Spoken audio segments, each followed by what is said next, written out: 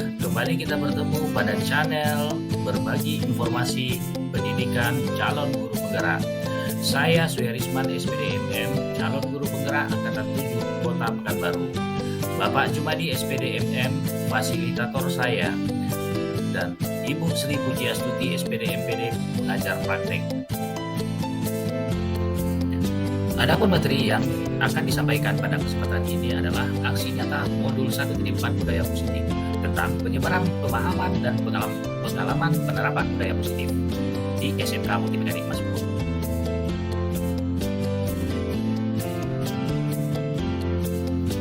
Selamat datang para guru hebat. Ayo belajar berkolaborasi, saling mendukung demi mewujudkan disiplin positif di SMK Multimekanik Masmur Pekanbaru. Sebagai panduan pada materi ini adalah konsep utama modul budaya positif. Yang pertama, perubahan paradigma belajar. Yang kedua, disiplin positif. Yang ketiga, kebutuhan dasar manusia. Yang keempat, motivasi perilaku manusia. Yang kelima, posisi kontrol restitusi. Yang keenam, keyakinan kelas. Yang ketujuh, segitiga restitusi. Pembelajaran dengan paradigma baru. Pembelajaran dengan paradigma baru dirancang berdasarkan prinsip pembelajaran yang terdiferensiasi, sehingga setiap siswa belajar sesuai dengan kebutuhan dari tahap perkembangannya untuk mewujudkan profil pelajar Pancasila. 6 profil pelajar Pancasila. Yang pertama, beriman dan bertakwa kepada Tuhan Yang Maha Esa dan berakhlak mulia. Yang kedua, berkebinekaan global. Yang ketiga, bergotong royong. Yang keempat, mandiri. Yang kelima, bernalar kritis. Yang keenam, kreatif. Selanjutnya, disiplin positif. Dalam budaya kita, arti kata disiplin adalah sesuatu yang dilakukan seseorang pada orang lain untuk mendapatkan kepatuhan. Kita cenderung menghubungkan kata disiplin dengan ketidaknyamanan. Sebagai pendidik, tujuan kita adalah menciptakan siswa yang memiliki disiplin diri sehingga mereka bisa berperilaku dengan mengacu pada nilai kebajikan universal dan memiliki motivasi intrinsik, bukan ekstrinsik. Disiplin positif merupakan salah satu cara menerapkan disiplin yang bertujuan untuk menumbuhkan kesadaran serta memberdayakan siswa untuk melakukan sesuatu tanpa sogokan, ancaman, maupun hukuman. Yang ketiga, kebutuhan dasar manusia. Kebutuhan dasar manusia ada 5 macam. Yang pertama, bertahan hidup. Yang kedua, kasih sayang dan rasa diterima. Yang ketiga, penguasaan. Yang keempat, kebebasan. Dan yang kelima, kesenangan. Motivasi perilaku manusia. Motivasi merupakan dorongan yang timbul pada diri seseorang secara sadar atau tidak sadar untuk melakukan suatu tindakan dengan tujuan tertentu. Menghindari ketidaknyamanan dan hukuman. Siswa melakukan disiplin diri dikarenakan ia takut dihukum. Ini merupakan motivasi intrinsik. Kemudian, mendapatkan imbalan atau penghargaan dari orang lain. Siswa melakukan disiplin diri karena ia ingin mendapatkan imbalan ini. Merupakan motivasi ekstrinsik. Selanjutnya, menghargai nilai kebajikan diri sendiri. Siswa melakukan disiplin diri karena sadar akan nilai kebajikan dirinya, merupakan motivasi intrinsik. Konsep disiplin dengan identitas gagal. Hukuman. Yang pertama, menyakitkan. Yang kedua tidak nyaman. Yang ketiga, siswa takut. Yang keempat, memaksa. Yang kelima, siswa menyembunyikan kesalahan. Yang keenam, siswa menjadi rendah diri. Sementara untuk penghargaan, yang pertama, tidak efektif. Yang kedua, merusak hubungan sifat diri. Yang ketiga, mematikan kreativitas. Yang keempat, menghukum dengan sistem ranking. Konsep disiplin dengan identitas sukses, konsekuensi, dan restitusi. Konsekuensinya, yang pertama, penguatan jangka pendek. Yang kedua, perlu monitoring berkelanjutan. Yang ketiga, stimulus dan respon. Yang keempat, siswa menghormati peraturan. Yang kelima, kehilangan waktu untuk merenungi kesalahan. Untuk restitusinya, yang pertama, siswa bertanggung jawab untuk perilakunya. Yang kedua, fokus pada permasalahan jangka panjang. Yang ketiga, siswa menghormati dirinya dan orang lain. Yang keempat, teori kontrol. Dirinya memegang kontrol. Yang kelima, siswa bersemangat memperbaiki kesalahan. Konsep disiplin pendekatan restitusi, sebuah cara menanamkan disiplin positif pada murid. Pengertian restitusi adalah restitusi yaitu proses menciptakan kondisi bagi siswa untuk memperbaiki kesalahan mereka, sehingga mereka bisa kembali pada kelompok mereka dengan karakter yang lebih kuat. Gosen tahun 2004. Ciri-ciri restitusi, yang pertama, bukan menebus kesalahan, namun belajar dari kesalahan memperbaiki hubungan. Kemudian yang ketiga, tawaran, bukan paksaan. Yang keempat, menuntun untuk melihat ke diri.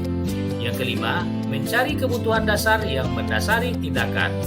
Yang kelima, fokus pada karakter, bukan tindakan. Yang keenam, menguatkan dan fokus pada tujuan. Perbedaan. Contoh kasus, siswa sering tidak mengerjakan tugas rumah. Hukuman, konsekuensi, dan restitusi. Untuk hukuman, 1. Guru menghukum siswa dengan hormat bendera selama 10 menit. Kedua, guru marah, siswa menjadi takut. Konsekuensinya, yang pertama, guru memberikan konsekuensi untuk mengerjakan saat istirahat atau mengerjakan 2 kali lipat. Yang kedua, guru harus tegas dan siswa menghormati peraturan. Untuk restitusinya, yang pertama, guru menanyakan keyakinan kelas atau dirinya dan membantu siswa menyelesaikan masalahnya. Yang kedua, guru terbuka, siswa menghormati dirinya dan orang lain. 5 posisi kontrol restitusi. Ada 5 foto yang mengungkapkan 5 posisi kontrol restitusi. Yang pertama, penghukum. Yang kedua, pembuat rasa bersalah. Yang ketiga, teman. Yang keempat, pemantau. Yang kelima, manajer.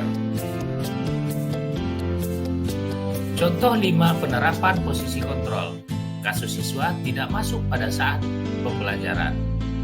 Penghukum, pembuat rasa bersalah, teman, pemantau, manajer. Untuk penghukum, patuhi aturan sekolah, berdiri di halaman sekolah, lalu hormat pada bendera. Pembuat rasa bersalah, sudah berapa kali Bapak beritahu, jangan alfa juga, Bapak kecewa dengan kamu. Teman, ayolah selalu hadir pada saat belajar, buat Bapak bangga. Kali ini tidak apa-apa, kamu tidak hadir. Untuk pemantau, kamu sudah melanggar peraturan dan apa konsekuensinya. Sedangkan untuk manajer, apakah kamu tahu kesalahanmu? Apa yang kamu lakukan untuk memperbaiki kesalahan ini? Keyakinan kelas. Mengapa keyakinan kelas? Mengapa tidak peraturan kelas saja? Yang pertama, mengapa kita memiliki peraturan tentang penggunaan helm pada saat mengendarai roda 2 atau motor? Yang kedua, mengapa kita memiliki peraturan tentang penggunaan masker dan mencuci tangan setiap saat? Untuk membuat keyakinan kelas, diperlukan sosialisasi penerapan membuat keyakinan kelas. Itu antara guru dan siswa. Dan siswa disuruh untuk membuat apa yang menjadi keyakinan kelas.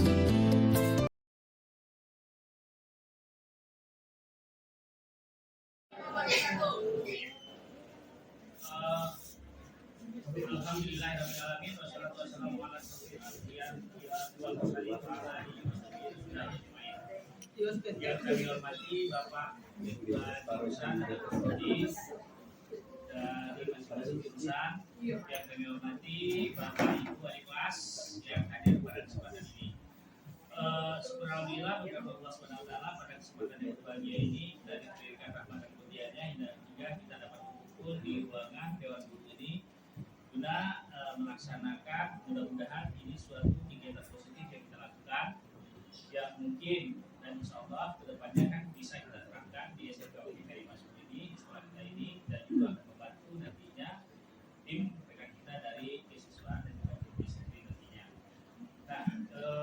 Kemudian salam sama-sama kita sampaikan kepada junjungan kita yakni Nabi Muhammad SAW, yang mana kita sudah diangkat sejak kita dari alam yang gelap ke alam yang terang, seperti yang kita rasakan seperti yang saat ini sebagaimana yang telah dialami. Jadi baru memperingati hari alam yang gelap ke alam yang terang ya, ya. Sampai lama lagi. Terima kasih apanya Pak Budi parkiran di kemarin ya. Terima kasih Pak Budi. Ada saya dapat kemarin. Hari ini Pak Budi sponsor minuman Pak. Jadi minuman kata Pak Budi gelas. Gelas. Ya. Kalau Pak Ibu ada beberapa hal yang akan saya sampaikan pada kesempatan kali ini. Ya memang dilihat dari HP itu ada beberapa orang yang izin, ya, yang izin. Nah, yang kita bicarakan pada saat ini adalah ini kalau dibilang jadi Tuhan itu dalam mereka itu ada juga masuk kepada dan terutama pada kita ini wanita. Ya. Jadi kita coba Bapak Ibu untuk melakukan kegiatan yang namanya semacam memberi pendisiplinan pada siswa. Ya, keyakinan kelas namanya. Keyakinan kelas. Kalau dulu namanya adalah peraturan kelas yang dibuat oleh Bapak Ibu wali kelas, tapi sekarang ini kan namanya keyakinan kelas itu dibuat oleh murid. Nah, setelah dibuat itu, nanti itu tempel. Jadi dibuat oleh siswa, dilakukan oleh siswa, sanksinya kan dari siswa itu juga. Sanksinya dari siswa itu juga.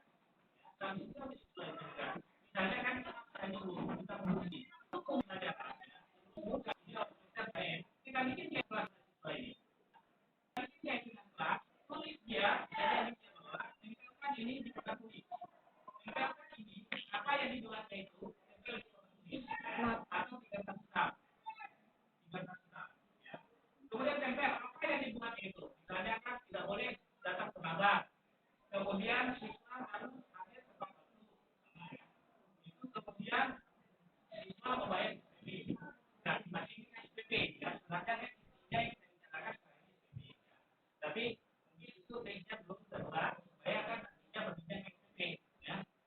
Nah, kita buat setelah disuruh siswa itu membuat ini, kemudian ditempel di sini di tempat tulis atau di kertas karton. Kemudian dibicarakan apa yang dipindah, ya macam-macam lah dipindah aturan. Kemudian kita lakukan seperti aja kan tidak boleh datang ke kabar, kemudian datang ke tempat waktu. Nah, jadi itu yang katanya kita ambil ya terakhir kan. Nah, itu yang kita ambil yang kita tempelkan jadi keyakinan itu tadi. Nah, kemudian setelah ini kita sepakati aturan-aturan yang ada itu, kemudian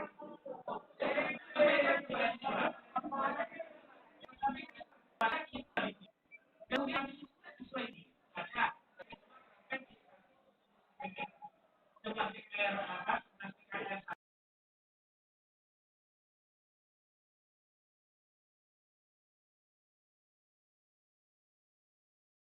sebelah DPR atas nanti KS1. Nah, apa saja macamnya tidak atau kembali dari ini dan sebanyak ini. Nah, kalau tidak itu dia lakukan dengan kesadaran, dikembalikan kepada dia. Siswa itu tadi, ya keyakinan kelas apa? Masuk dalam poin berapa itu? Kalau dia bilang nomor 2, hukumannya berarti sanksi yang diberi ini adalah kepada siswa ini.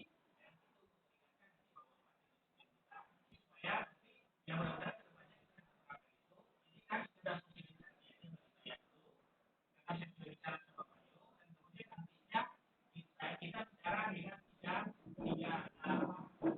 disiplin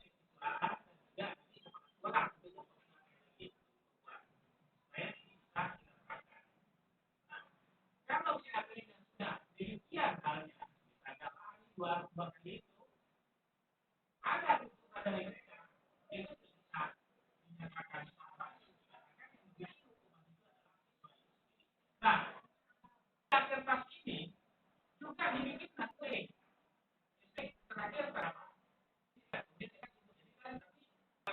dimiliki naik mata ya kan? Kalau enggak ini kertas tempat ini saya diskusi gitu ya. Kita hanya melakukan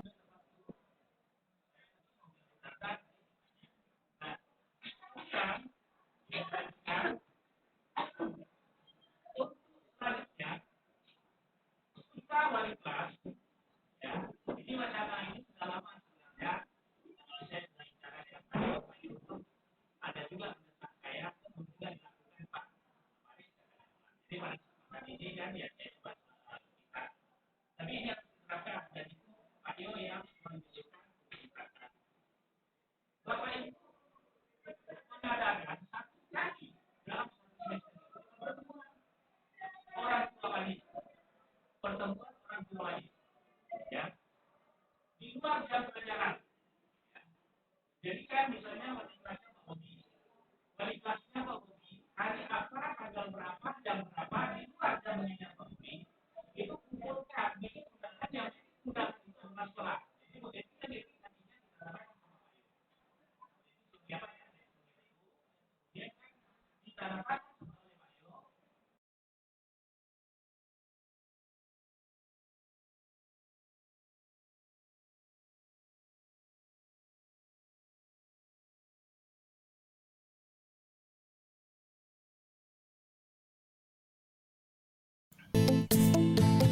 Setelah melakukan sosialisasi kepada guru-guru di SMK Multimekanik Mazmur, maka kami, para guru, melakukan pembuatan keyakinan kelas. Kegiatan pembuatan keyakinan kelas, guru dan siswa membuat keyakinan kelas. Yang pertama adalah berdiskusi tentang peraturan. Yang kedua, merumuskan peraturan menjadi keyakinan. Yang ketiga, menuliskan di kertas karton tentang keyakinan kelas. Dan selanjutnya diletakkan di dinding kelas. Contoh keyakinan kelas di kelas 11 TKR Otomotif 1. Yang pertama adalah disiplin waktu. Yang kedua, belajar dengan serius dan sungguh-sungguh. Yang ketiga, menggunakan pakaian praktik saat di workshop. Yang ketiga, yang keempat, budayakan 5S. Yang keenam, mengutamakan keselamatan kerja saat praktik di workshop. Selanjutnya, mengembalikan ke tempatnya setelah menggunakan alat dan bahan. Selanjutnya, menjaga kebersihan kelas dan workshop. Yang terakhir, bekerja sama saat praktik. Adapun cara pembentukan keyakinan kelas adalah: yang pertama, melibatkan warga kelas. Yang kedua, lebih abstrak dari peraturan. Yang ketiga, dibuat dalam bentuk positif. Yang keempat, tidak perlu banyak supaya mudah mengingatnya. Yang kelima, berupa pernyataan universal. Yang keenam, disesuaikan dengan kondisi kelas. Selanjutnya adalah segitiga restitusi. Yang pertama, menstabilkan identitas. Semua orang akan melakukan hal terbaik yang bisa dilakukan. Yang kedua, validasi tindakan yang salah. Perbuatan yang dilakukan mempunyai alasan. Yang ketiga, menanyakan keyakinan. Semua orang mempunyai motivasi internal. Untuk selanjutnya, saya melakukan diseminasi budaya positif di sekolah saya SMK Multimekanik Mazmur. Dikarenakan lowbatnya baterai, maka video yang akan ditampilkan agak terputus. Mudah-mudahan dengan keadaan bisa kita pahami.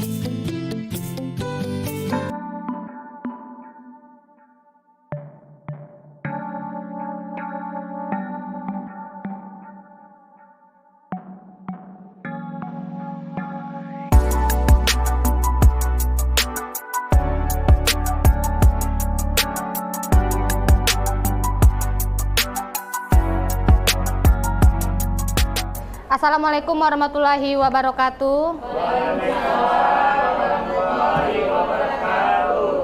Alhamdulillahirabbil alamin wassalatu wassalamu ala asrofil anbiya'i wal mursalin wa ala alihi wa sahbihi rasulillahi ajmain.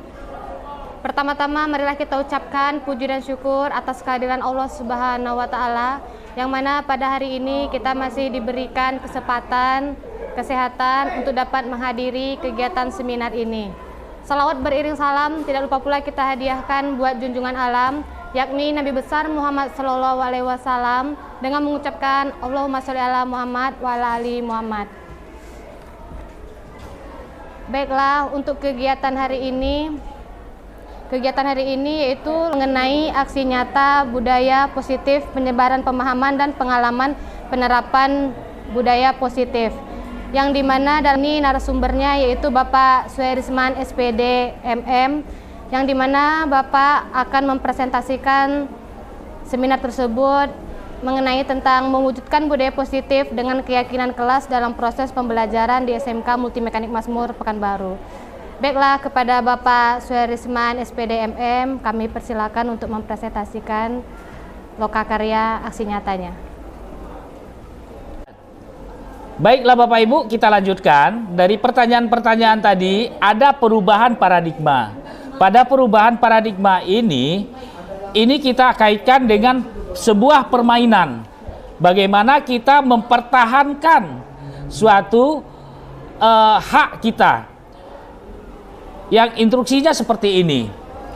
Bapak dan bapak yang di sebelah atau ibu yang bersebelahan berdua orang, coba ambil satu kertas, kemudian robek kertas itu dan kemudian genggam, dan kemudian coba dengan hitungan 8 detik suruh yang teman bapak atau ibu untuk menggenggamnya. Kemudian setelah itu coba kawan yang di sebelah bapak ibu untuk melepaskan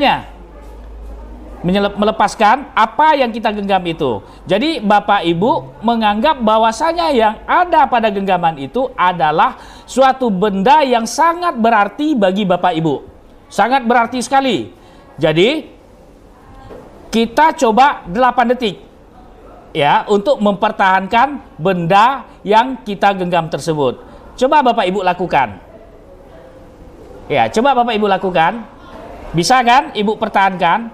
Nah, pada genggaman itu Bapak Ibu bisa mempertahankan apa yang Bapak Ibu genggam itu. Karena apa? Karena Bapak Ibu merasakan bahwasanya yang genggam yang Bapak Ibu pegang itu adalah suatu yang sangat berarti dan harus dipertahankan. Nah, pada perubahan paradigma tersebut, teori kontrol ilustrasi yang kita lakukan itu adalah ilustrasi guru mengontrol siswa. Jadi kita sebagai guru ini bisa mengontrol siswa. Kita cuma bisa melakukan mengontrol siswa, tapi kita merubah siswa itu susah, ya, susah kita melakukannya. Kemudian ilusi bahwa kritik dan membuat orang merasa bersalah, dan kemudian dapat menguatkan karakter. Kemudian selanjutnya, ilusi bahwa semua penguatan positif, efektif, dan bermanfaat. Kemudian, ilusi bahwa orang dewasa memiliki hak untuk memaksa. Nah, pada intinya, kalau seandainya kita sudah mempertahankan benda yang kita anggap bahwa benda itu sangat berarti sekali, siapapun yang meminta kita untuk melepaskannya, kita tidak akan mau, karena posisi kontrolnya itu adalah pada diri kita sendiri. Apapun bentuk bujukan rayuan dari orang yang ingin mengambil hak kita tersebut, dikarenakan posisi kontrol pada diri kita, kita tidak akan mau untuk melepaskan apa benda yang kita miliki yang sudah menjadikan hak milik kita. Nah, itu jadi posisi kontrol itu berada pada diri masing-masing. Bukan posisi kontrol itu berasal dari orang lain.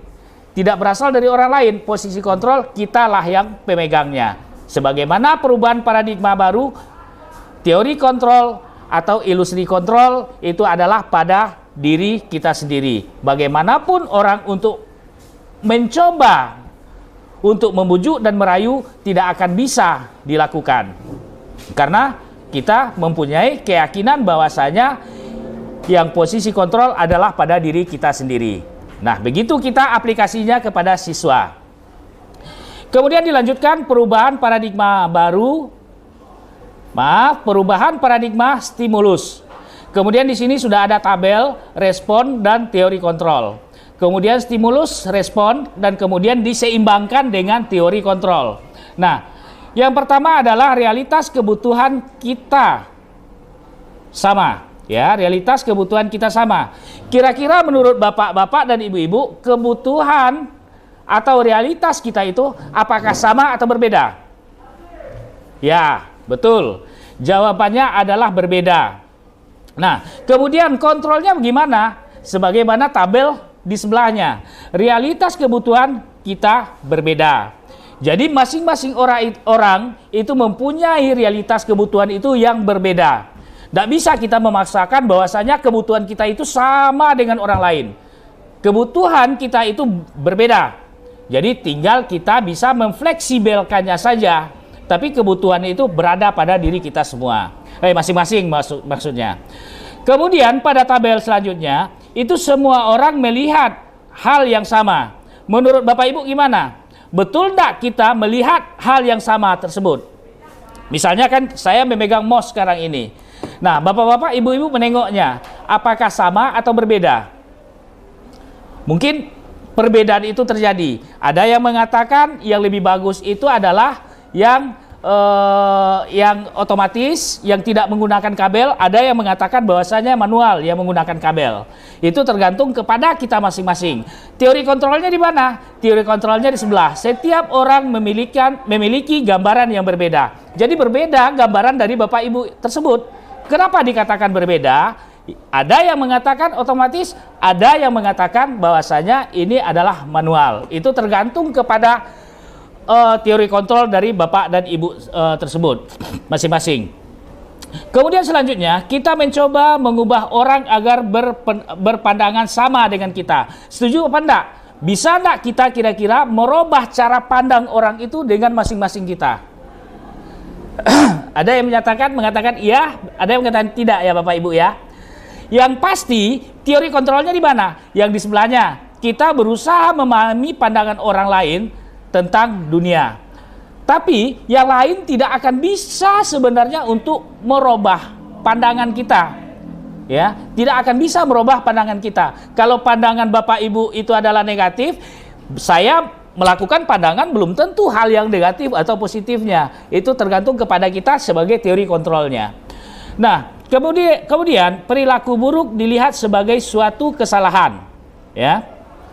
Kita tidak bisa menengok casing manusia. Kita tidak bisa menengok wajah manusia. Bahwasanya yang siswa itu melakukan kesalahan sampai nantinya pun dilakukan kesalahan. Ya, banyak yang bapak-bapak, ibu-ibu sekarang ini kan salah dalam menilai.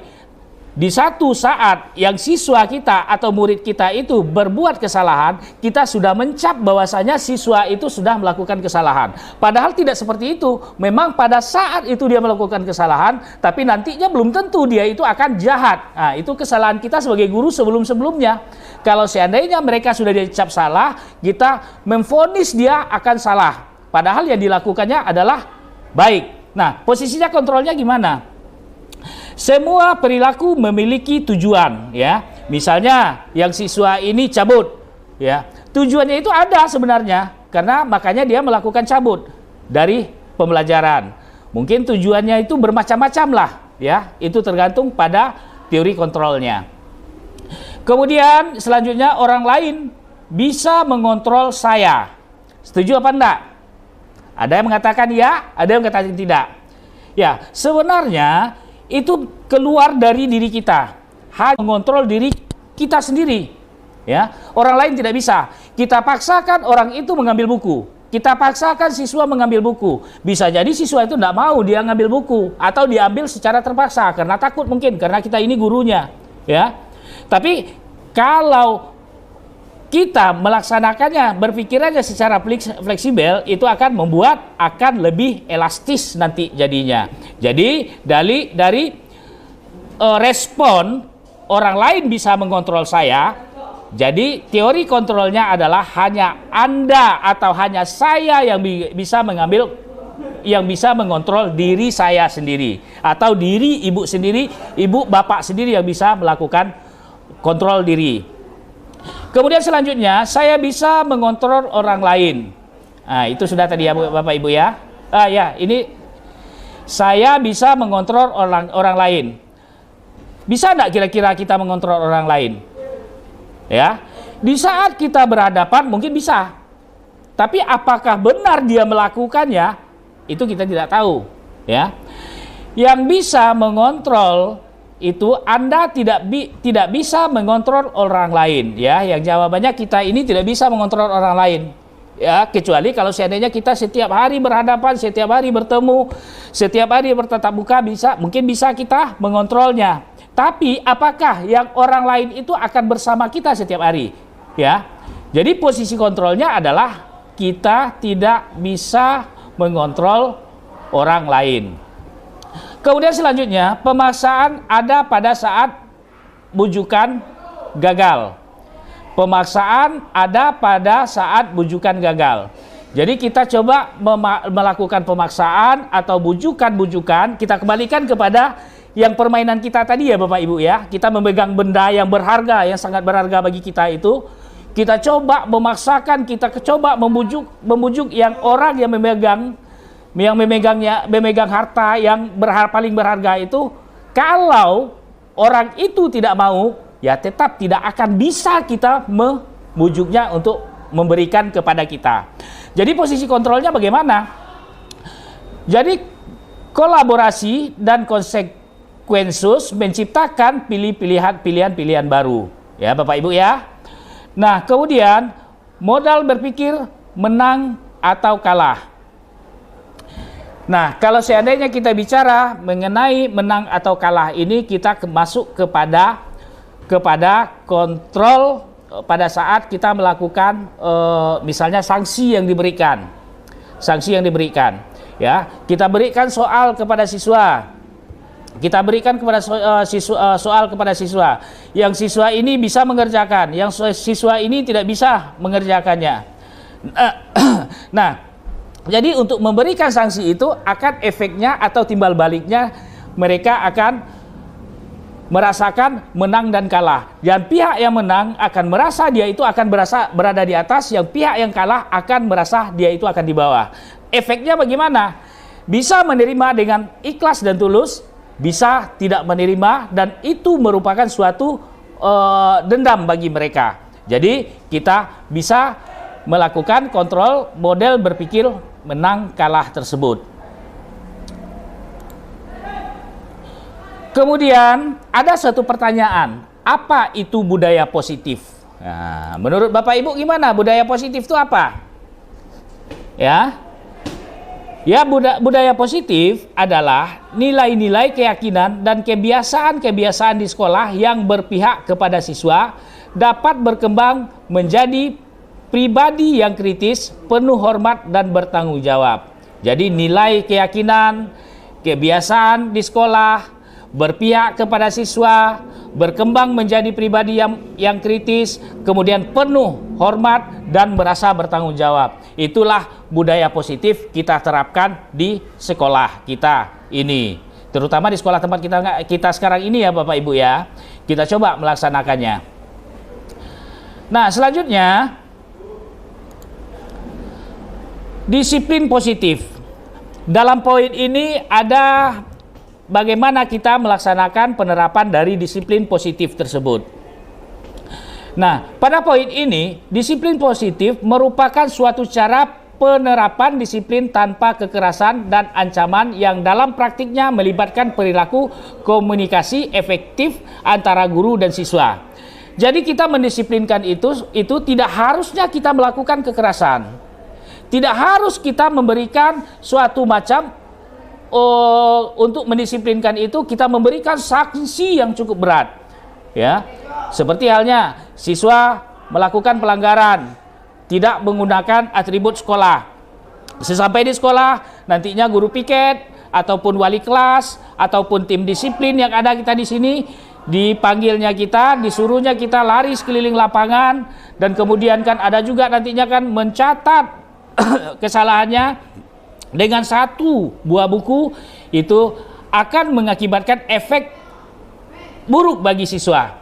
Kenapa efek buruk bagi siswa? Siswa akan merasa dendam dan malu dengan hal yang kita lakukan. Lebih-lebih pada SMK ini, siswa yang di SMK ini itu sudah mempunyai usia yang remaja, yang tahu bagaimana rasa malu, bagaimana rasa ditekan, bagaimana dia itu bisa untuk melakukan perubahan. Jadi hal yang seperti itu bisa saja kita memberikan sanksi, yaitu buat mereka itu merasa bersalah. Ya, buat mereka itu secara bersalah, kita tidak memberikan sanksi yang berat, yang sanksinya kan bagaimana dia itu merasa bersalah. Seperti contohnya, saya contohkan, saya panggil satu orang siswa karena dia itu tidak menggunakan atribut sekolah. Dipanggil, kemudian disampaikan, kita sudah membuat suatu perjanjian bahwasanya siswa tidak boleh tidak menggunakan atribut. Nah, sekarang kamu tidak menggunakan atribut. Yang mengakibatkan gimana? Saya akan ditegur oleh kepala sekolah. Ya, hal yang seperti itu kita lakukan, siswa ini akan merasa dia itu bersalah dikarenakan dia yang gurunya kena imbas. Ya, jadi kemungkinan besar yang siswa itu akan mencoba memperbaikinya. Supaya apa? Yang guru yang mereka itu atau wali kelas mereka itu tidak kena tegur oleh kepala sekolah. Itulah cara bagaimana kita itu bisa membuat yang siswa itu merasa bersalah dengan perbuatan yang dilakukannya tidak menggunakan atribut dari sekolah tersebut. Nah, banyak contoh-contoh yang lain yang bisa kita lakukan supaya yang siswa tersebut bisa kita beri keyakinan dengan menggunakan cara yang merasa bersalah tersebut. Nah, kemudian penerapan disiplin positif itu mengajarkan siswa untuk memahami konsekuensi perilaku yang mereka lakukan sehingga siswa dapat menghormati diri sendiri dan bertanggung jawab terhadap lingkungan dan pribadinya masing-masing. Nah, ya seperti yang kita uraikan yang pertama tadi Bapak Ibu. Kita uraikan pertama tadi, siswa itu merasa bersalah dikarenakan diri dia itu sudah mengakibatkan orang lain yang kena tegur, ya. Jadi kita tanamkan hal yang seperti itu supaya mereka itu tidak berbuat siswa tersebut. Kemudian bernalar kritis. Nah, pada mandiri dan bernalar kritis ini kan hampir ada kaitannya. Nah, dalam menganalisa suatu permasalahan yang siswa itu kita ajarkan bagaimana dia itu bernalar bahwasanya bisa mencarikan jalan keluar yang bagus untuk permasalahan yang ada. Jadi kita usahakan yang siswa itu kan bisa dia itu memikirkan yang sebelum terjadi pada dirinya. Baiklah, terima kasih kita ucapkan kepada Bapak Suherisman, SPD MM, yang dimana telah menyampaikan hasil presentasinya mengenai modul 1.4. Dan mudah-mudahan dengan hasil presentasi tadi bisa menambah wawasan kita semua. Lebih dan kurang saya sebagai moderator mohon maaf. Wabillahi taufiq wal hidayah. Wassalamualaikum warahmatullahi wabarakatuh. Demikianlah tugas aksi nyata ini modul 1.4 saya sampaikan. Semoga bermanfaat bagi kita semua dan saya mengucapkan maaf kalau ada kata kalimat yang salah. Akhir kata, wabillahi taufiq wal hidayah. Wassalamualaikum warahmatullahi wabarakatuh. Salam guru penggerak.